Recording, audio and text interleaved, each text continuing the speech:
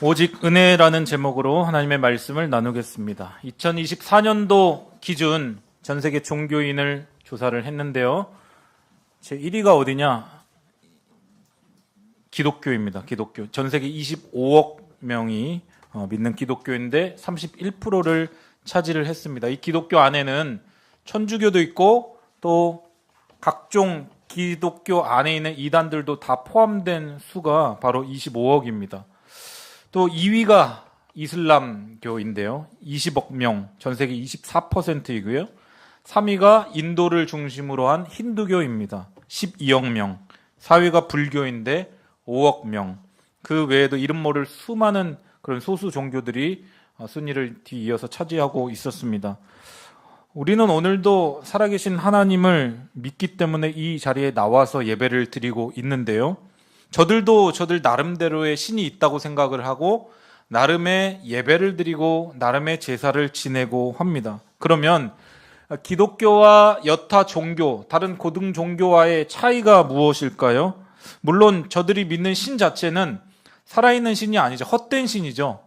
그리고 우리가 믿는 하나님은 살아계셔서 온 우주 만물을 통치하시고 다스리시고 지금도 우리의 예배를 받으시는 그런 하나님이십니다.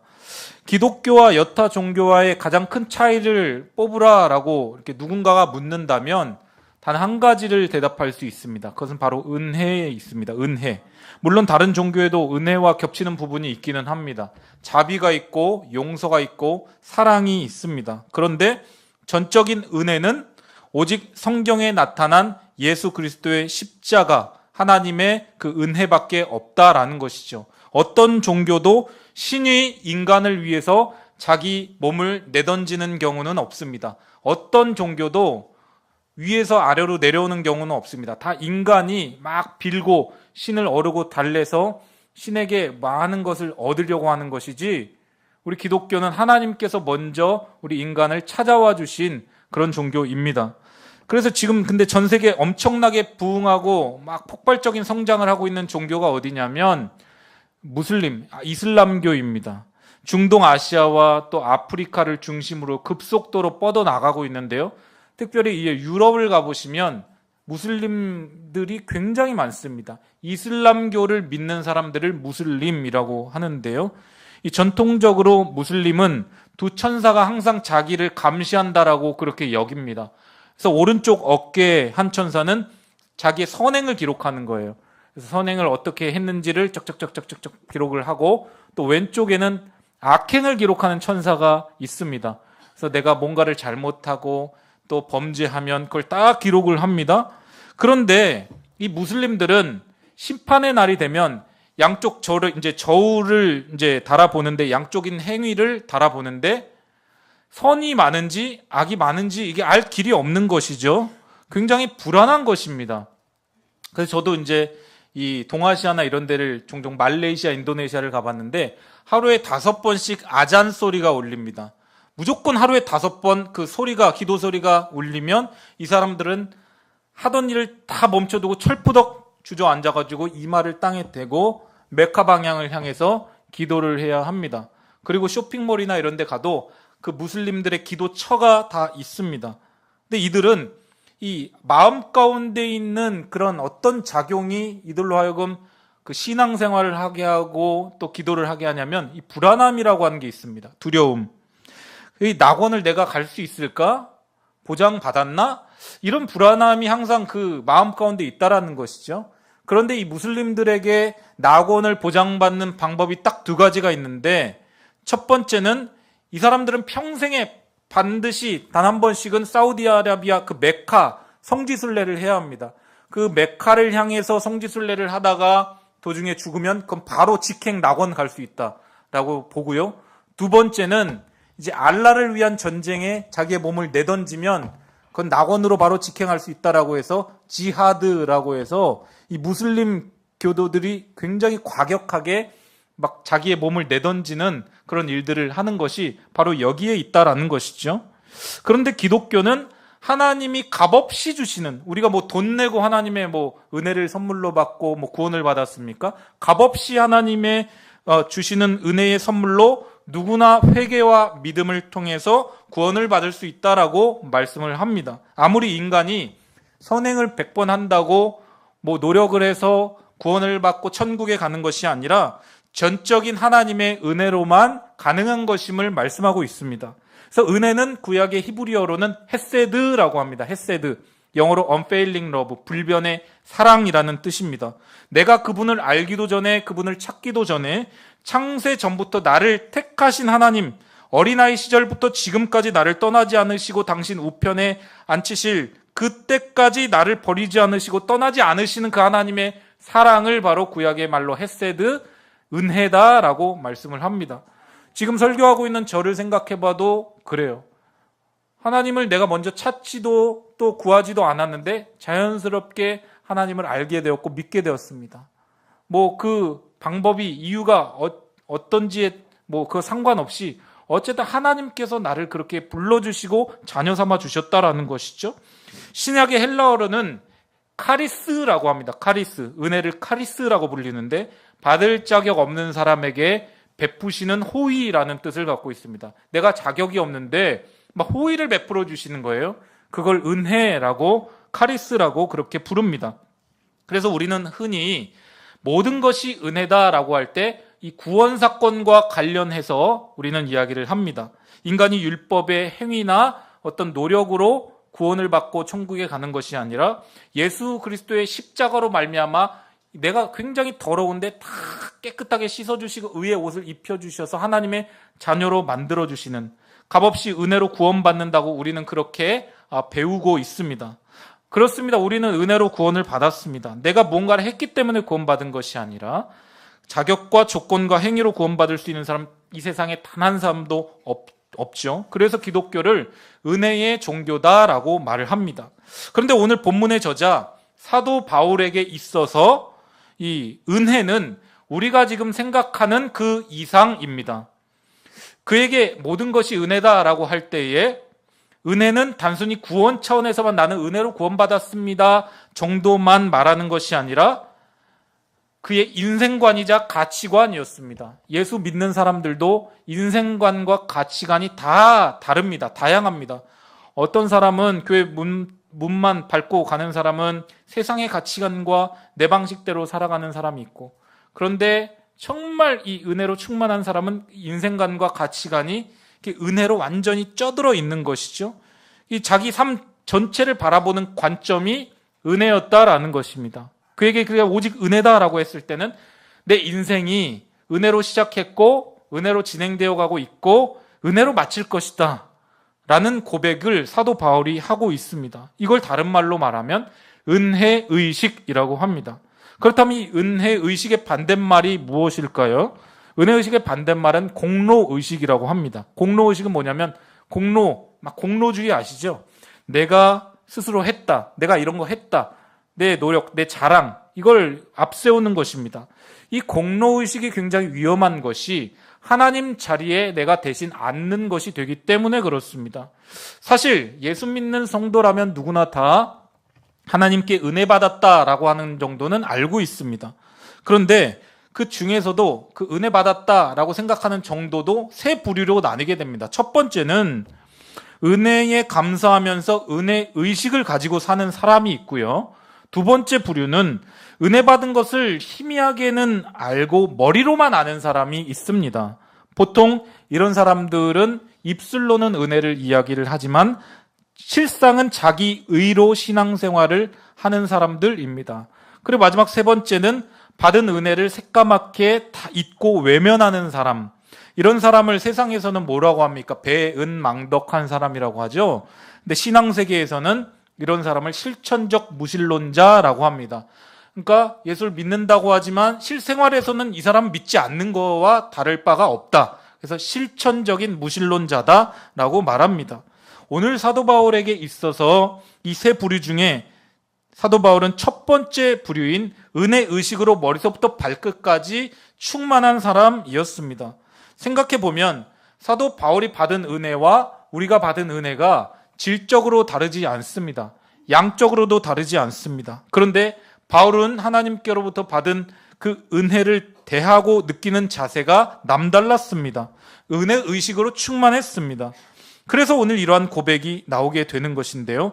그러면 오늘 말씀을 통해서 은혜 의식을 가진 사람에게 나타나는 세 가지 특징이 무엇인지 함께 살펴보기를 원합니다. 첫 번째, 은혜 의식을 가진 사람의 첫 번째 특징은 바로 겸손함입니다. 겸손함.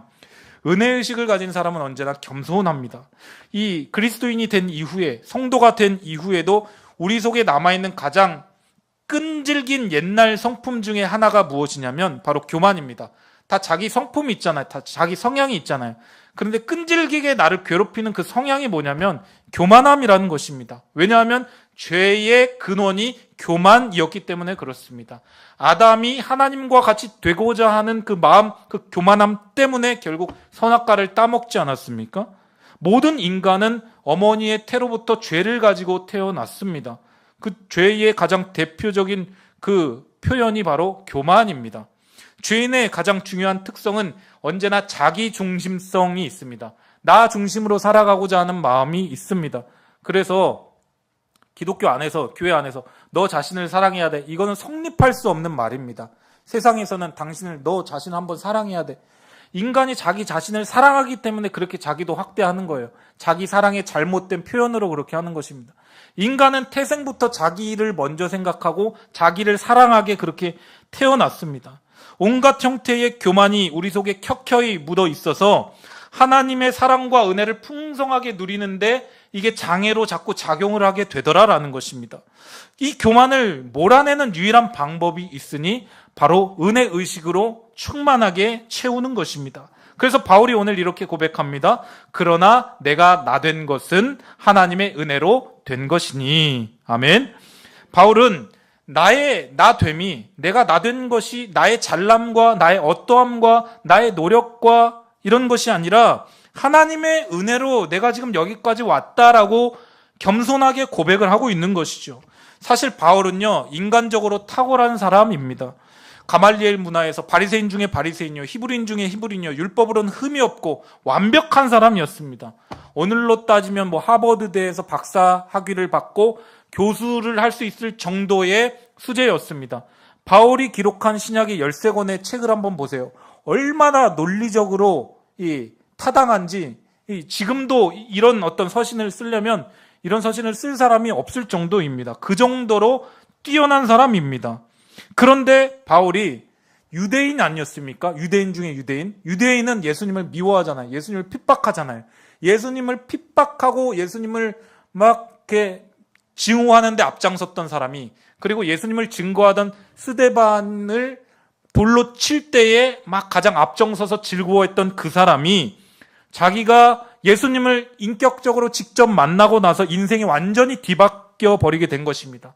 이전까지는 나 잘난 맛에 살았는데, 자기 잘난 줄 알고 살았는데, 야, 내가 가진 모든 것이, 나의 나됨이 하나님으로부터 온 것이구나, 이걸 겸손하고 진실되게 고백을 하고 있더라라는 것입니다.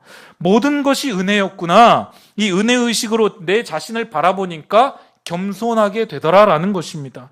이것이 기독교 신앙의 위력입니다. 기독교 신앙은 절대로 협박하고 강요해서 성품을 갈고 닦으라고 하지 않습니다. 불교는 참선과 도를 닦아서 막 성품을 갈고 닦으라고 하잖아요.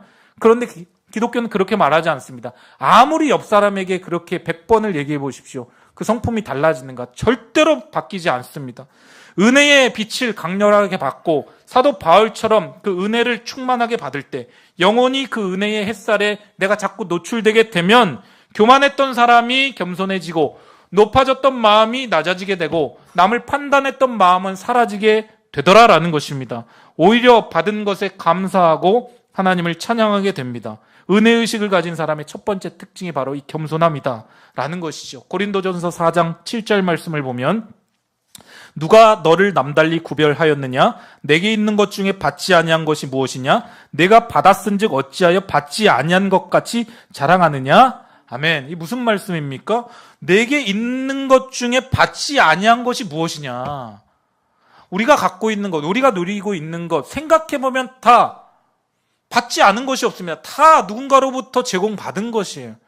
그런데 어찌하여 네가 받지 않은 것 같이 그렇게 자랑하느냐? 네 스스로 노력하고 최선을 다해서 얻은 것처럼 왜 그렇게 교만하느냐? 그 이야기하는 것입니다. 사랑하는 여러분, 신앙생활을 하면서도 여전히 스스로를 믿는 분이 계십니까? 자기의 어떤 지식이나 경험을 붙들고 자랑하는 분들이 계십니까? 그러면 그분은 뭐 밖에 세상에서는 뭐 존경받고 인정받을지 모르지만 교회 안에서는 한참 모자란 수준입니다. 자기 스스로 그걸 증명하는 것입니다. 교회 문턱만 밟을 뿐 아직도 예수님을 믿는 것이 무엇인지를 모르는 사람입니다. 교회는 세상과 다릅니다. 세상에서 잘 나가고 인정받는다, 교회에서 똑같이 대우받고 인정받는 그런 곳이 아닙니다. 교회는 모두 다 공평하고 다 모두 다 인정받고 또 높임받고 서로 칭찬하고 격려해주는 그런 세상의 대한 공동체입니다. 그런데 내가 신앙생활을 하면서도 내가 남보다 조금 더 쥐고 있다고 해서 마치 내가 열심히 노력해서 이런 것을 얻은 것처럼 교회 안에서도 그렇게 자랑을 한다면 이것이 세상과 다를 바가 없다라는 것이죠. 하나님께서 내 가정과 내 직장과 사업과 내 건강을 선물로 주셨음을 믿는다면 내가 어찌 스스로 얻은 것처럼 교만할 수 있을까요? 여러분, 이 자리에 남보다 머리가 뛰어난 사람이 있다면 그거 자랑하지 마시기를 바랍니다. 그거 다 은혜입니다. 왜냐하면 하나님께서 명석한 두뇌를 선물로 주셨기 때문에, 또 이 머리만 좋다고 공부를 잘합니까? 체력도 있어야 됩니다. 체력도 뒷받침되어야 열심히 지구력을 가지고 공부할 수 있습니다. 하나님이 쓰시려고 주신 것이지 내가 이렇게 열심히 공부해서 내가 이런 좋은 대학에 갔고 이렇게 됐습니다. 그렇게 자랑해서는 안 된다라는 것이죠. 남보다 건강한 분 계십니까? 나 원래 건강 체질이야. 이런 거 자랑하지 마십시오. 그것 역시 은혜, 하나님께서 주신 은사입니다. 하나님의 일을 남들보다 더 열심히 하라고 주신 은혜인데, 주를 위해 힘써야 하는 것인데, 오히려 건강하면 어떻습니까? 사람들은 건강하면 죄를 짓는데 자기의 육신을 내던집니다. 물질도 마찬가지죠. 나 잘 먹고 잘 살라고 주신 것이 아니라 하나님의 나라를 위하여, 주님의 몸된 교회를 위하여 마음껏 베풀고 나누고 구제하고 섬기고 헌신하라고 주신 것인데 절대로 남에게 10원 한 장 쓰지 않습니다. 그건 은혜를 모르는 것이죠. 제가 아는 어떤 권사님은 그렇게 이 주변 사람들을 물질로 잘 섬기십니다. 야, 이 정도까지 하신다고 마음이 들 정도로 섬기셔요. 그런데 항상 하시는 말씀이, 저는 이렇게 해도 돼요. 목사님, 저는 이렇게 해도 돼요. 이렇게 해도 되니까 너무 이렇게 신경 안 쓰셔도 돼요. 그러니까 무슨 말입니까? 하나님께서 물질의 은사를 주셨기 때문에 나누고 싶다라는 것이죠. 주변 사람들과 또 교회와 나누고 싶다라는 것이죠. 은혜 의식이 살아있기 때문에 이게 가능한 것입니다. 사랑하는 여러분, 사람에게 이 은혜 의식이 사라지면 사람 안에 교만한 마음이 생기고 누룩이 끼게 됩니다. 그래서 예수님께서는 마가복음 8장 15절에 이렇게 경고하십니다. 예수께서 경고하여 이르시되 삼가 바리새인들의 누룩과 헤롯의 누룩을 주의하라 하시니, 아멘. 예수님이 말씀하신 누룩은 무엇일까요? 영적으로 해석을 하자면 인간 내면에 있는, 우리 안에 있는 곰팡이가 바로 누룩입니다. 교만과 부패, 죄성, 거품, 이런 것이 지금 예수님이 말씀하신 누룩입니다. 곰팡이. 그러니까 이 바리새인과 헤롯의 누룩, 바리새인들 딱 겉으로 보기에는 굉장히 깔끔하고 젠틀해 보이고 흠이 없어 보여요. 헤롯 왕도 마찬가지. 그런데 그 안에는 누룩이 덕지덕지 끼어 있더라. 영혼에 썩은 곰팡이들이 막 자리 잡고 있더라. 그 이야기를 하는 것입니다. 저런 모습 담지 마라. 예수님이 제자들에게 경고를 하십니다. 우리는 원래 볼품없고 부족하고 허물이 많음에도 불구하고 하나님의 은혜로 구원받았고 은혜로 살아오고 있습니다. 근데 그것을 망각하면, 그 사실을 망각하면 우리 안에 영혼의 곰팡이가 막 피어나기 시작한다라는 거예요. 누룩이 들어와서 부풀려지고 교만하고 목이 고다 어깨에 힘이 들어가고 하나님의 은혜를 상실하는 상태에 이르게 되더라라는 것입니다. 사랑하는 여러분, 우리도 예수님께서 제자들에게 경고하셨던 그 경고를 새겨들어야 합니다. 내가 신앙생활하면서 내 안에 이 곰팡이가 피지는 않았는지, 더러운 누룩이 지금 끼지는 않았는지를 점검하셔야 합니다. 이 누룩이 들어있다면 주님, 제 마음을 깨끗게 하여 주시옵소서, 새롭게 하여 주시옵소서, 은혜의식으로 가득 채워 주시옵소서라고 기도하시기를 바랍니다. 은혜의식으로 충만하면 이 교만한 마음이 겸손해지고 높아진 마음이 낮아지고 남을 판단하는 마음이 사라지게 됩니다. 이 은혜의식으로 충만한 우리 모두가 될 수 있기를 바랍니다. 두 번째, 은혜의식을 가진 사람의 특징은 바로 타인에게 관대함입니다. 타인에게 관대함. 우리가 예수 믿으면서도 살다 보면 나에게 굉장히 관대하고 타인에게는 엄격한 잣대를 들이댈 때가 있습니다. 볼품없는 인생, 하나님의 은혜로 건진받아 이렇게 잘 살고 있으면서도 다른 사람에 대해서는 늘 공정과 공평의 잣대로 들이댑니다. 내가 지각하면 항상 이유가 있었어요. 항상 어떤 일이 있고 이유가 있어요. 근데 다른 사람이 지각하면 항상 속으로 손가락질을 한다라는 것이에요. 이게 바로 인간입니다. 성경에 보면 포도원 품꾼의 비유가 나옵니다. 포도원 주인이 이제 포도 소출, 수확을 위하여서 노동 인력 시장에 가서 사람들을 이제 구해 옵니다. 아침에 새벽에 나갔더니 한 100여 명의 사람들이 거기에 일거리를 위하여서 이제 진을 치고 있는 거예요. 그러면서 이 포도원 주인이 뭐라고 말하냐면, 오늘 우리 포도원에서 일을 하면 내가 여러분들에게 한 데나리온씩을 주겠습니다 라고 약속을 합니다. 그리고 20명 정도만 먼저 이렇게 포도원으로 데려옵니다. 일을 하고 보니까 좀 일손이 모자른 것 같아요. 그래서 11시에 또 나가 보니까 여전히 일거리를 찾지 못한 사람이 남아있는 거예요. 그래서 여러분 오십시오. 내가 한 데나리온을 주겠습니다 하고 또 불러들여서 같이 일을 하게 만듭니다. 그런데 일손이 또 모자라서 오후에 가봤더니, 오후 4, 5시에 가봤더니 여전히 일거리가 없어서 그냥 발만 동동 구르는 그런 노동자들이 있어서 당신들도 오십시오 라고 해서 이제 일을 시킵니다. 마감할 때가 되어서 이제 임금을 지불을 하는데, 새벽에 일찍 온 사람도 한 데나리온, 11시에 온 사람도 한 데나리온, 늦게 마감하기 직전에 온 사람도 한 데나리온, 다 동일하게 삭슬 지불하는 거예요. 그러니까 새벽 6시에 온 사람들이 화가 머리까지 뻗칩니다. 아니 주인님, 어떻게 저 사람들하고 우리 임금을 동일하게 책정을 하십니까? 우리가 더 열심히 수고해서 지금 저 사람들보다 2배, 3배 정도는 일을 했는데 이거 좀 공정성에 어긋나는 것 아닙니까? 주인이 말합니다. 내가 당신들을 고용할 때 오늘 우리 집에서 일을 하면 한 데나리온을 주기로 약속하지 않았습니까? 내가 뭐 그 약속 어긴 것 있습니까? 어긴 것 없죠. 그런데 그 사람들의 마음 가운데 뭐가 들어가요? 비교의식이 들어가는 거예요. 내가 저 사람보다 더 많이 일했다. 내가 저 사람보다 더 많이 헌신했다. 라는 그 비교의식이 역사하고 있는 것입니다. 근데 포도원 품꾼의 비유를 생각하면서 우리가 알아야 할 점이 있다면, 우리가 사실은 늦게 온 자들이라는 거예요. 우리가 완전히 이 마감 직전에 막 주인의 손에 억지로 끌려가지고 온 사람들이라는 거예요. 우리가 일찍 온 사람들이 아닌데 일찍 온 사람처럼 그렇게 생각을 하고 있습니다. 신앙생활을 하면서도, 교회 공동체 안에서도 내가 이곳에 더 오래 신앙생활을 했으니까, 내가 더 먼저 왔으니까, 그런 마음은 이것은 교회 공동체, 하나님 나라에 합당하지 않은 그런 마음, 생각, 태도입니다. 우리 다 늦게 온 사람들이에요. 주님이 보실 땐 다 늦게 온 사람들. 주님의 은혜로 내가 한 데나리온 받고 내 가족들 돌볼 수 있게 해주셨다라는 것입니다. 내가 늦게 왔음에도 불구하고 이렇게 한 데나리온을 받을 수 있는 은혜, 내 이 호의를 받았다, 얼마나 감사한 일인가 라고 하는 고백이 터져 나와야지, 아니 왜 저 사람하고 똑같이 나를 그렇게 평가하십니까? 그런 마음을 가져서는 안 된다라는 것입니다. 사랑하는 여러분, 요즘에 내 마음 가운데 내 마음이 많이 인색해졌다면 그것은 은혜의식이 사라졌다는 그런 반증입니다. 은혜 충만한 사람은 절대 하나님께 대하여, 타인에 대하여 인색하지 않습니다. 늘 베풀고 나누고 구제하고 섬기고 헌신하려고 합니다. 사람이 마음이 어려우면요, 어떻습니까? 막 마음이 쪼그라들잖아요. 넉넉해지지 못하잖아요. 마음이 그렇게 쪼그라들고 막 날카로워지고, 그런데 그럴 때마다 어떻게 여러분들 기도하셨냐? 하나님의 은혜를 나에게 충만하게 부어주시옵소서. 하나님의 은혜를 머리서부터 발끝까지 충만하게 부어주셔서 내 마음이 넓어지게 하여 주시고, 다른 사람을 생각할 때 너무 공평과 공정의 잣대로가 아니라 주님의 마음으로 바라보게 하여 주시옵소서라고 그렇게 기도하시기를 바랍니다.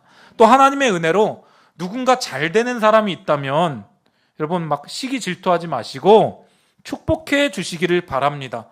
저는 뭐 길지 않은 인생을 살았지만 제 주변에 잘 되는 분들을 보면 공통적인 특징이 꼭 있습니다. 그 특징은 뭐냐면, 롱런하는 사람, 또 잘 되는 분들의 특징은 뭐냐면, 항상 이 누군가가 잘 될 때 진심으로 축하해주고 축복해줍니다.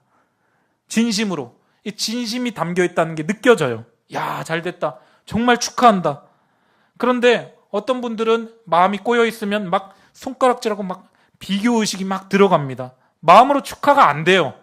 왜냐하면 마음이 좁아져 있기 때문에 그렇습니다. 여러분, 누군가가 교회에서 은혜를 받아서 베푸는 그런 분이 계시다면 귀하게 생각하고 이것을 기뻐하고 감사하고 축복해 주셔야 합니다. 그래야 축복을 받는 당사자도 마음이 높아지지 않고 교만해지지 않고, 저 또한 하나님의 은혜로 이렇게 된 것이니까 그저 감사합니다 라고 하면서 공동체 안에 은혜만이 역사하게 되는 것입니다. 이게 세상의 공동체와 교회 공동체와의 다른 점이다라는 것입니다. 이 자리에 함께한 성공의 권속들이 은혜의식으로 충만해서 주변 사람들에게 관대하고 또 호의를 베풀 수 있게 되기를 바랍니다. 세 번째, 은혜의식을 가진 사람의 특징은 자발적인 헌신입니다.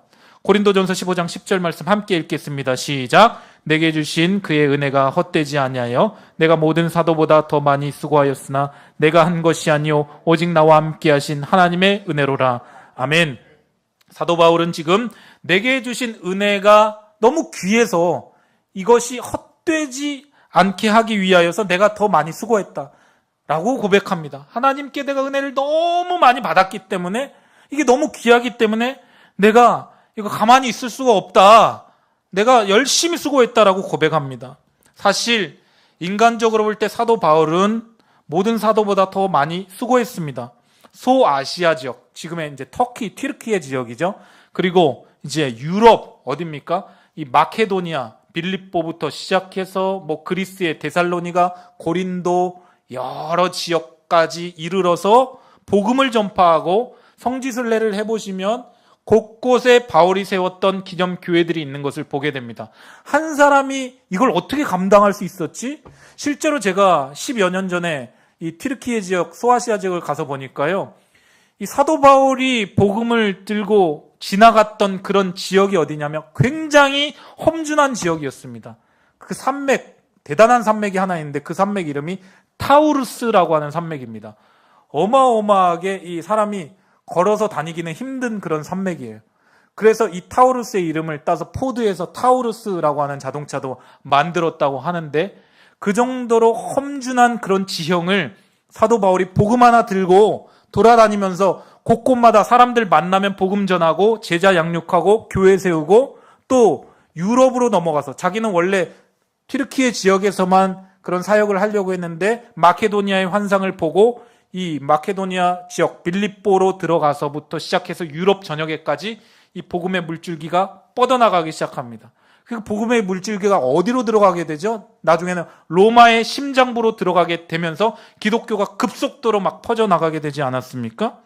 그런데 이 모든 일은 내가 잘나서가 아니라 나와 함께 하신 하나님의 은혜다라고 고백하고 있습니다. 그러니까 오늘식으로 예를 들어 저를 만약에 이렇게 예를 들면, 제가 만약에 남북한의 교회를 한 200개 정도를 세웠다고 생각을 해보면 제가 막 떠벌리면서 내가 교회 200개 세웠어 이렇게 막 떠벌리지 않고 이 모든 것이 하나님의 은혜로 된 것이다 라고 그렇게 고백하고 있더라. 참으로 멋진 고백 아닙니까? 우리가 아무리 많은 것으로 헌신을 해도 하나님의 은혜보다 더 큰 헌신은 있을 수 없습니다. 내가 아무리 많이 일을 해도 일할 거리가 있다는 것이 은혜요. 수고할 것이 있다는 것이 은혜요. 더 많이 수고할 수 있다는 것이 하나님의 은혜임을 기억하시기를 바랍니다.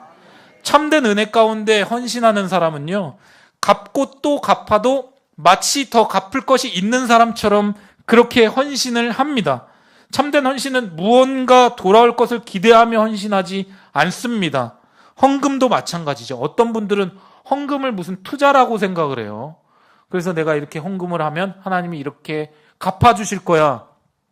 뭐 헌금을 안 하는 분들보다 낫지만 아무튼 그런 이제 마음으로 헌금을 하십니다. 계산을 하는 거예요. 하나님과 거래 관계가 있는 거예요. 그건 이미 은혜의식이 없는 사람입니다. 우리가 하나님 앞에 헌신하고 헌금을 내는 것은 하나님께서 나에게 베푸신 은혜 감사해서 드리는 것입니다. 그리고 드릴 수 있음에, 헌신할 수 있음에 내가 감사하는 것이지, 내가 이렇게 많이 냈습니다, 떠벌리고 내가 높임받기 위해서 하는 것이 아니라는 것입니다. 내가 더 많이 헌신하고 싶어서 안타까워할 따름인 것이죠. 향유옥합을 깨뜨린 말리아가 그러지 않았습니까? 근데 대부분 처음에는 하나님의 은혜에 대한 감사로 헌신을 하다가 시간이 흐를수록 막 감사가 사라져요. 이제는 뭐 이렇게 무뎌져요. 그러면서 자기 의로 헌신을 하게 됩니다. 교회 안에 일어나는 크고 작은 다툼과 분쟁에는 이렇게 자기 의로 봉사하고 헌신하는 경우가 들어있기 때문에 그렇습니다. 그리고 헌금도 이게 언제 될지 모르겠지만 이 뒤에 있는 헌금 명단 있죠. 헌금 명단. 이것도 나중에는 없앨 수 있습니다. 그렇게 알고 계시길 바라요. 이런 차원에서 그렇습니다. 헌금 하나님 앞에 드리는 것이지 뭔가 이렇게 눈에 보기에 남고 하는 것이 그렇게 보기에 좋은 것은 아닙니다. 여러분 이런 내용들을 다 잘 이렇게 이해를 하셔야 돼요. 이 교회 안에서 일어나는 크고 작은 다툼과 분쟁에는 은혜가 아니라 자기 의로 봉사하고 섬기고 헌신하다 보니까 자기 의와 자기 의가 부딪혀서 발생하는 그런 일들이 교회 안에서 엄청난 문제로 막 커지기 시작합니다. 여러분, 우리의 헌신은 하나님이 베푸신 은혜에 대한 감사로 드리는 것이지 내가 헌신한 대가로 하나님의 은혜가 주어지는 것이 아님을 기억하시기를 바랍니다. 이것이 순서가 바뀌면 하나님의 은혜는 더 이상 은혜가 되지 못합니다. 내가 한 것이 없는데 내가 그냥 받은 거예요. 하나님으로부터. 내가 뭔가를 해서가 아니라 내가 아무것도 안 했는데, 할 수도 없는데 그냥 하나님께서 이렇게 받은 거예요. 그리고 사실 내가 이 자리에 앉아서 이 예배 드릴 수 있다는 것, 이것 자체 하나님의 은혜입니다. 저를 생각해 봐도요, 하나님의 은혜가 아니고서는 저는 이 자리에서 설교할 수 있는 자격이나 조건이 없는 사람입니다. 하나님의 은혜로 서 있는 것이지 제가 어떤 조건과 자격에 부합해서 있는 것이 아닙니다. 그래서 언제나 저는 내가 당연하게 여기지 말자, 당연하게 여기지 말자, 이런 마음을 하루에도 수십 번씩 되뇌입니다. 우리의 헌신이 하나님께 무언가를 요구하는 조건이 되어서는 절대로 안 된다라는 것이죠. 은혜는 율법의 반대가 아니라 율법의 완성이라고 했습니다.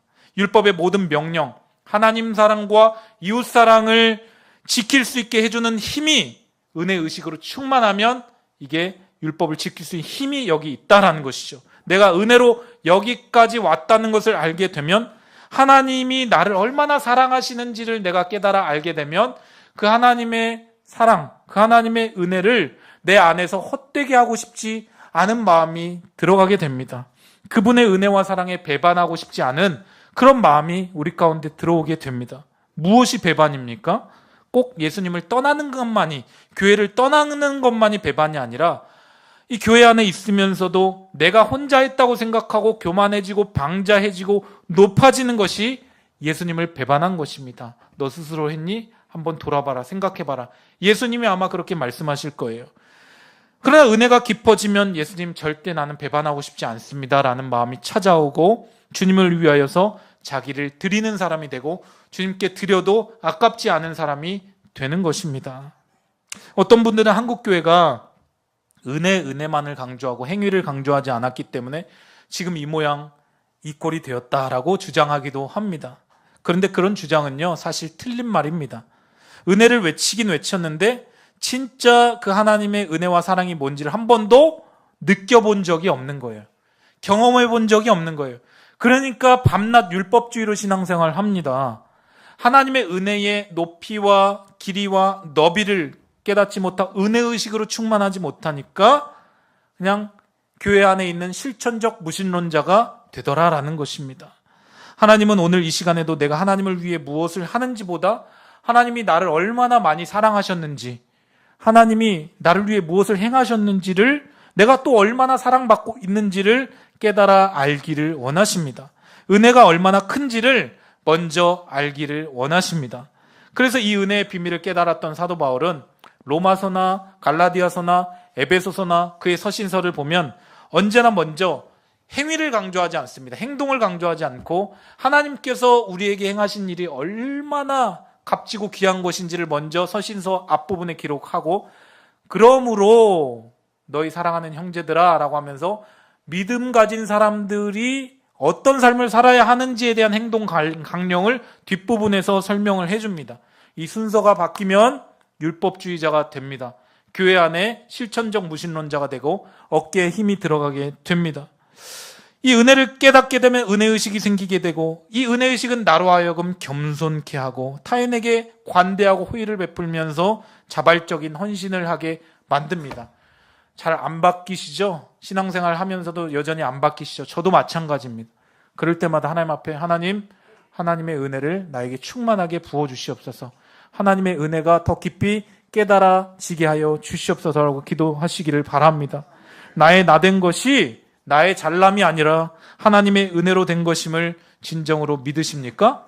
그렇다면 이제까지의 삶이 주님의 은혜임을 기억하고 주님께서 베풀어 주신 은혜, 내가 누리고 있는 것들 절대 당연하게 여기지 마시기를 바랍니다.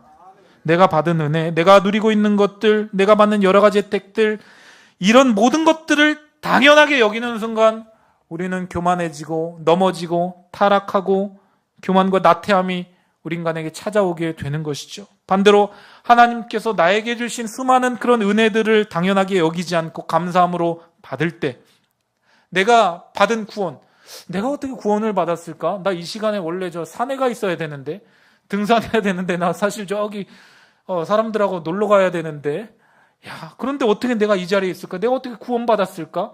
내 믿음은 별로 없지만 내가 어떻게 이 자리에 있을까? 내가 받은 구원과 나의 삶이 주님의 놀라운 은혜임을 기억하고 그것을 당연하게 여기지 않을 때 우리 인생 가운데 원망과 불평은 사라지고 감사만 남게 될 줄 믿습니다. 마지막으로 성경 한 구절 읽고 말씀을 마칠 텐데요. 이 구절은 영락교회 고 한경직 목사님께서 평생 붙들었던 말씀이라고 합니다. 한 목소리로 힘차게 읽고 우리 찬양하시겠습니다. 시작. 내게 주신 모든 은혜를 내가 여호와께 무엇으로 보답할까? 아멘. 우리 시간 은혜 아니면이라고 하는 찬양을 할 텐데요. 우리 할렐루야 찬양대는 이 찬양 잘 이렇게 따라 불러주시고 앞으로 이 찬양할 때 이 찬양을 많이 부를 테니까요. 우리 함께 회중석에 앉아 계신 성도님들도 이 찬양으로 은혜 받으셨으면 좋겠습니다.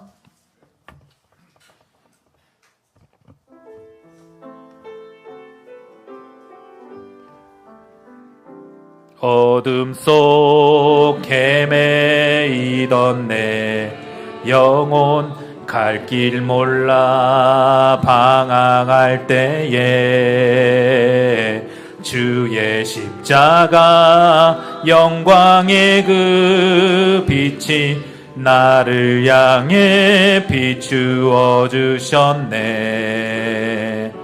주홍빛보다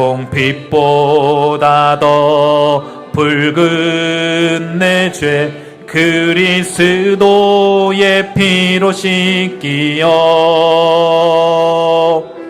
완전한 사랑 주님의 은혜로 새 생명 주께 얻었네. 은혜 아니면 나서지 못하네. 십자가의 그 사랑 능력 아니면 나서지 못하네. 은혜 아니면 나서지 못하네. 놀라운 사랑 은혜 아니면 나서지 못하네.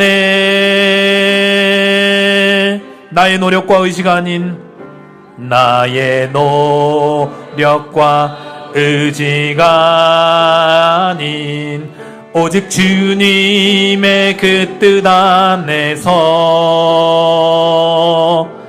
의로운 자라 내게 말씀하셨네. 완전하신 그 은혜로 은혜 아니면 나서지 못하네. 십자가의 그 사랑 능력 아니면 나서지 못하네. 은혜 아니면 나서지 못하네. 놀라운 사랑, 완전한 사랑, 완전한 사랑, 그 은혜 아니면 나서지 못하네. 다시 한번 고백합니다. 은혜 아니면, 은혜 아니면 나서지 못하네. 십자가의 그 사랑, 십자가의 그 사랑 능력 아니면 나서지 못하네. 은혜 아니면, 은혜 아니면 나서지 못하네. 온전한 사랑, 그 은혜 아니면 나서지 못하네. 사랑하는 성도 여러분, 오늘 이 찬양의 가사 잘 묵상해 보시길 바랍니다. 나의 다 된 것, 내가 서 있는 것, 내가 구원받은 것, 내가 이 자리에 나와 하나님을 예배하는 것, 이 모든 것이 하나님의 은혜임을 기억하시기를 바랍니다. 우리 인생 가운데 은혜 의식이 충만하게 하여 주시옵소서. 은혜 의식으로 살아가서 겸손케 하여 주시고, 타인에게 관대하고 호의를 베풀게 하여 주시고, 또한 내가 한 것이라고 여기는 것이 아니라 모든 것을 하나님 앞에 올려드릴 수 있는 자발적인 헌신하는 마음을 우리에게 허락하여 달라고 이 시간 주님의 이름 한번 부르고 통성으로 기도하며 나갑니다. 주여,